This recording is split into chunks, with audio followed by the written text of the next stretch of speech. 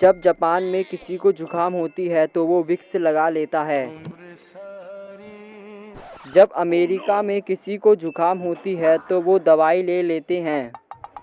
पर जब इंडिया में किसी को जुकाम होती है तो